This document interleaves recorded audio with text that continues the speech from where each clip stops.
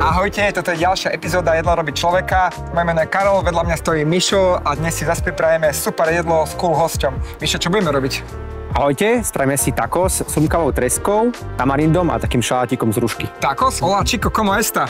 Bon. Ale to cool hostia Adel. Dobrý deň, čau. Ahoj, čau. Čau. Čauko. Čau, Adel. Aký máš vzťah k diaľničným mostom a Mexiku? K diaľničným mostom mám veľmi pozitívny vzťah a k diaľniciam všeobecne. Bodaj by sme ich na Slovensku mali čo najviac a čo skoro tu do Košic, čo sa nedarí. A k Mexiku mám taký vzťah, že som tam nikdy nebol, ale rád by som tam niekedy išiel. OK, tak teraz sa aspoň ochutnáme spolu. Áno, bude to taká... Mexická fúzia. Mexická jazda. Mexická jazda. Poďme na mexickú jazdu, jo, my tiež. V mexickej jazde som si tu už odpalil olej, ktorý už je fakt, že horúci, to je super. A začneme takým šalátom z hrušky a z kalerabu. Adel, ty si ako zručný v kuchyni? Podľa mňa som niekde tak mierne pokročilý možno, Hej. alebo nie, to nechcem povedať. Nie. Viem trošku variť, tak by som to povedal. Daj také veci, ktoré akože si už uvaril v živote. Že som uvaril v živote. Rád varím taliansku kuchyňu, aj keď môj otec je Palestínčan, čiže ja som vyrastal na arabskej kuchyni vo veľkom. OK. Ale tu variť veľmi neviem, tu vie môj otec, ale ja rád varím napríklad neapolské ragu, si veľmi rád urobím, lasagne rád robím, alebo také veci, čo sa robia v jednom hrnci. Tak ale to sú skromní, podľa mňa to sú dosť ďaleko. Áno? Čo sa týka zručnosti, no ja tam ďaleko nie som. Nie? Nie, A kde si ty? Ja som... Dobrá otázka, neviem, ja tak slepem na mieste, prešlapujem. OK. A ako máš rád? Arabská kuchyňa je úplne super, ja ju mám veľmi rád tiež. Daj mi nejaké tipy na výborné arabské jedlá, ktoré by si malo chutnať. Také palestínske národné jedlo je niečo, čo sa volá maklubi a je to ako keby jedlo na štýl indického biryani, že to je také veľa ryže, veľa korenín a je z toho taká ako keby torta z ryže a mäsa. OK. A môj otec to vie urobiť tak, že tým naplní ako keby celý hrniec, potom to preklopí, lebo maklubi po arabsky znamená obrátená torta, alebo obrátená nádoba, niečo také. A on to otočí a keď to vysunie, tak to zostane v celku. Asi akože frajer, keď ti to zostane v celku a nerozpadne. Wow, takže znamená, že akože rýžová torta. V podstate áno. To som Mi ešte často nevidel. Instagram vyhľaduje takéto videá, kde to akože takí chlapci fúska, tí všelijakí robia. Áno, presne, to je môj otec. On je také robí. Znám svoj Instagram profil. Nemá? Instagramový profil. Ale podľa mňa nebol To sú úspešný. takom virali, akože. Áno. Veľa pozrieť také. Wow, to znie dobre, makluby. A daj ešte jedno.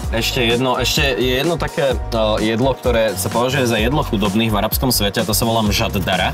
A je to vegetariánske jedlo a je to tiež založené na ryži. Veľa arabských jedál je založených na ryži, to je najčastejší používaný sacharid.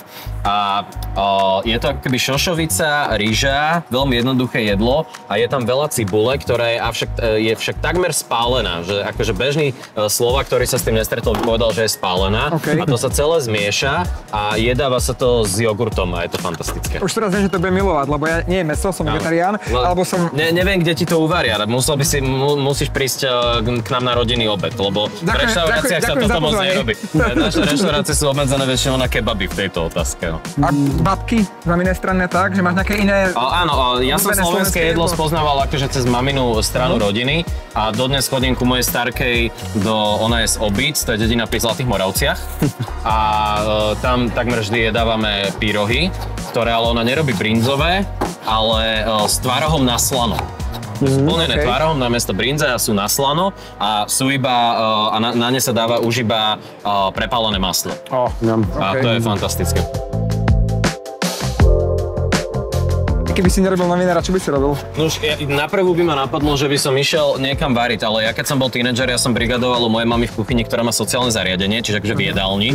A tam som si uvedomil, že manuálna práca nebude asi úplne pre mňa to práve orechové, ale pri Ondrejskom cintoríne je už niekoľko rokov opustený kebab, kde kedysi robili fakt fantastický kebab, taká budka.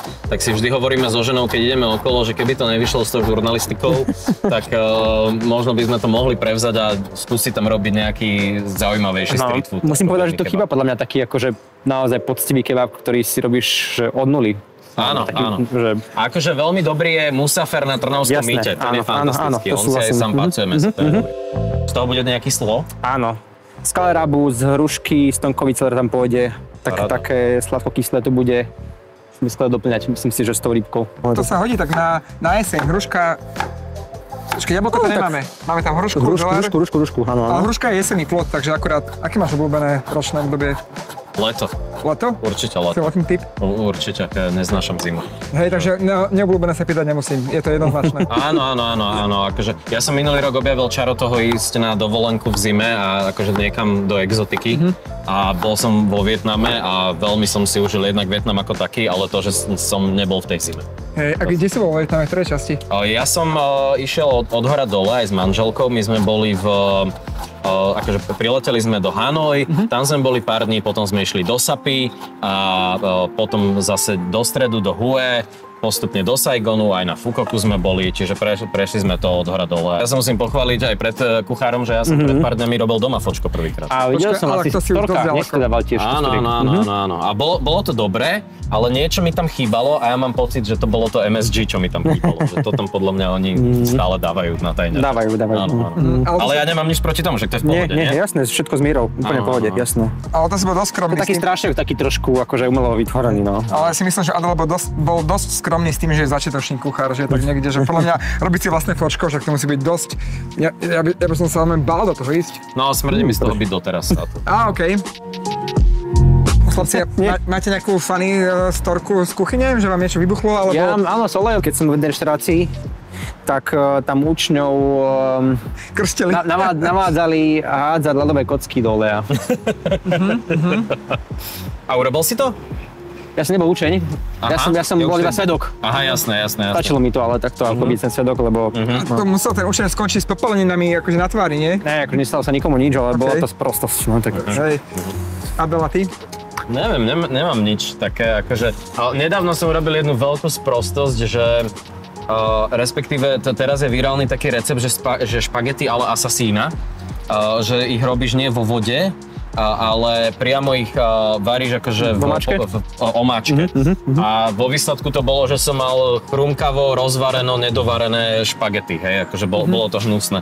Čiže to neodporúčam, várte cestoviny vo vode. A teraz čo robíme? Teraz ešte stále ten slov, zarabám, mám tam majonézu, smotanový jogurt, pol na pol. A trošku sladké smotany na šľahanie, aby sme to tak zjemnili tú konzistenciu. Takže tu budeme tak asi 8000 kalórií.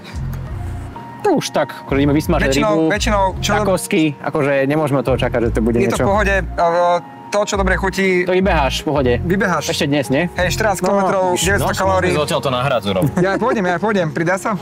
Nie, ale ja môžem byť ako to auto, čo ide popri tebe. Áno. Mám teraz taký hard challenge, 75, takže každý deň musím športovať 90 minút. Aha. A kvôli práci mi to väčšinou vyjde tak, že mal by si to robiť, že 2x45 minút. Áno. Ale väčšinou mi to vyjde tak, že to dávam ako 90 minút.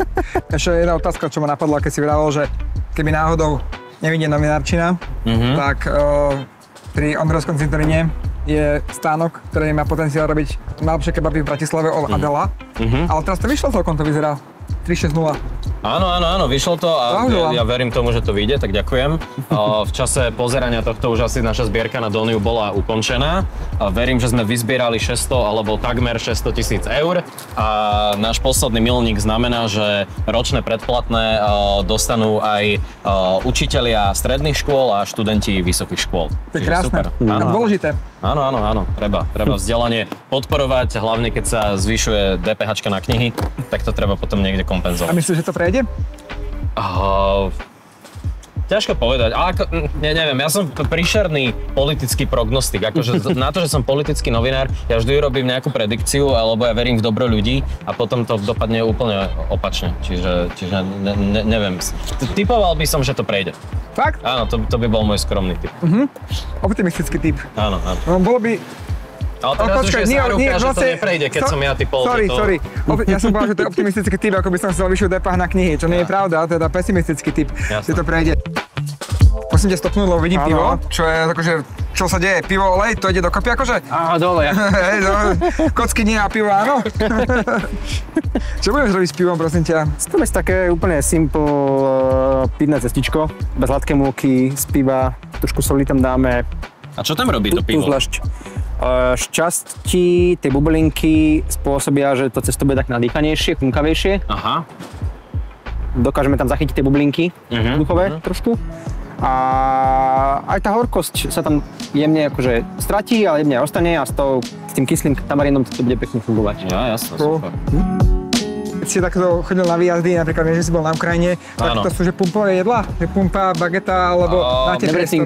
No takto, na Ukrajine sa vynikajúco varí, hej? Čiže aj v Kieve, aj počas vojny, aj keď je to tam drsné, tak v takých tých väčších mestách sú otvorené reštaurácie a oni majú fakt dobrú kuchyňu, ale keď už si vyslovene vo vojnovej zóne, že na Donbase, tak tam, akože ja keď som tam bol, tak ja som tam bol v takom strese a strachu, že väčšinou som ani nemal chuť jesť, ale bol tam otvorený jeden hotel, kde varili naozaj príšerne, ale keď si vo vojnovej zóne, tak ti to je fakt jedno, ale áno, pumpové jedlo. Môj bývalý kolega Viktor Serebriakov, tak on sa zobudil do vojny na Ukrajine v Mariupole, že oni to išli pokrývať tesne pred tým, ako sa to celé začalo a zobudili sa na bombardovanie a vtedy bolo okamžite v tých prvých dňoch bolo samozrejme zatvorené všetko, čiže on 3-4 dní, kým sa vedeli dostať z diaľnice späť do bezpečia, tak jedli iba tyčinky napríklad. Mali šťastie, že vôbec mali tyčinky. Áno. Videl som na Instagramu, že chodíte na obliadky, už ste si našli Basecamp? Áno, v čase, keď toto už vyjde, tak verím, že už budeme v našom novom priestore. Wow, super. No. Tak sa teším, blahoželám. Díky moc. Ty a šport? Ja a šport? Ja mám rád bojové športy. Ja boxujem od svojich 15 rokov. A si boxoval akože súťažne? Nie. Takže ako hobby boxer? Ja by som nedával tie robenie váhy, to by bolo. Takže na boxera máš pekné uši. Ale to je misconception, to je mýtus, lebo také tie kalerabové uši to mávajú zápasníci. Cauliflower, nie? Cauliflower ear, to mávajú zápasníci a MMA fighteri, ale boxeri to nemajú. Tvoja obľúbená sladkovodná ryba na takéto takosky?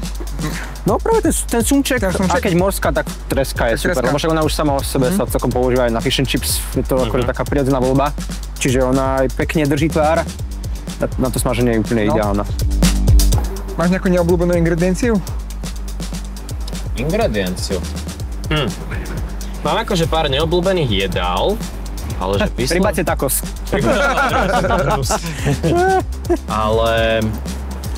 No dajme to, hermelín napríklad by som nezjedol. Naozaj? No, to by som si... Tak ty už nejde, že pivnička, česká pivná a takže hermelín a keď si niekto dá, ako napríklad náš kamarát spoločný Miky za kamerou, tak trpíš? Trošku, potom keď sa mu trošku uľaví, tak vtedy je to také nepríjemné. Oni z toho zvyknú grgať ľudia potom, nie? Áno, hlavne z tých troch pív, ktoré k tomu vypiješ, tak z toho. Tak a huspeninu by som nezjedol. To je a pláčenku možno, ale huspeninu asi nie. Ale inak mám rád skoro všetko. Ty a huspenina, Mišo?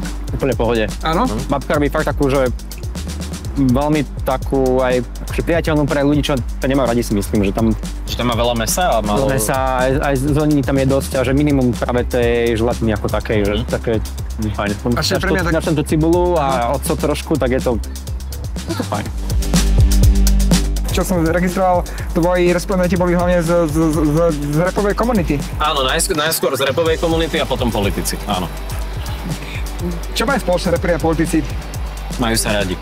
Hej, to máš spoločné? Áno. Ego, veľké. A ktorý politik sa má najradšej? To by som neradol. Nerád? A reper? Ani to nerád. Ale vieš. Ale máš názor. Mám názor a obidve sú to, že naprvu by ste uhadli aj pri politikovi, aj pri reperovi. Potom keď skončíme diskusie. OK. Akože je dobré mať sa rád. Dôležité. Ale... Sebaláska je dôležitá, no. Určite lepšie, ako sa nemať rád. Popis bude v popise videa. Recept bude v popise videa. Popis postupu. Popis bude v recepte videa. Presne tak. Ale poďme si to tak dať do skratky, že čo sme spravili. Najprv, ak dovolíš. Spravili sme ako prvé ten šalát z hrušky, z kalerabu a z topkového celeru, z ktorého mňa ešte použijeme potom na vrch. A ten sme si zarobili s majonézou, s jogurtom, sladkou šľahačkou a nechali sme ho trochu odstať. Keď máte možnosť ho nechať v chladničke, tak ideálne ho nechať v chladničke aspoň tú hodinku. Medzi tým sme si nakrájali na kocky tresku, obalili v škrobe, v fínom cestičku iba z hladké múky a spíva, trošku soli. Tam máme to noha bublík dôležité. Áno, je to fajn.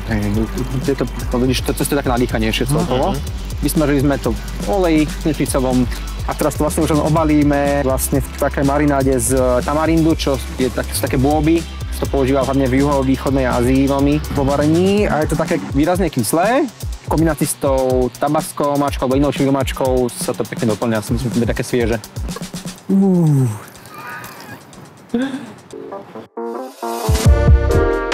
Čo na to hovoríš? Vyzerá to dobre však? No, vyzerá to fantasticky. Tak dobrú chuť, pani. Mišo, ďakujeme. Dobrú chuť. A teraz zakúsime, rozpadne sa to celé ako správne taco, no? Aha, To by sa mohlo, no. Super, také kyselkavé. To je tamarind vlastne. Aha. To myslíme chodila korona. Čiže taká mexicko-azijská fúzia, hej? Áno, ďakujem, že si za nás prišiel. Ďakujeme ja veľmi pekne za pozvanie, bolo to fantastické. A podporujte kvalitné jedlo a kvalitnú žurnalistiku. Ďakujeme. Ďakujeme. Čaute. A musím poďakovať firme Tupperware. Tento vlog vznikol vďaka nej. Všetkých kuchynských pomocníkov, ktorými sme robili toto skvelé jedlo, si nájdete na www.tupperwareshop.sk. Máte nás radi, my vás máme radi. Čaute.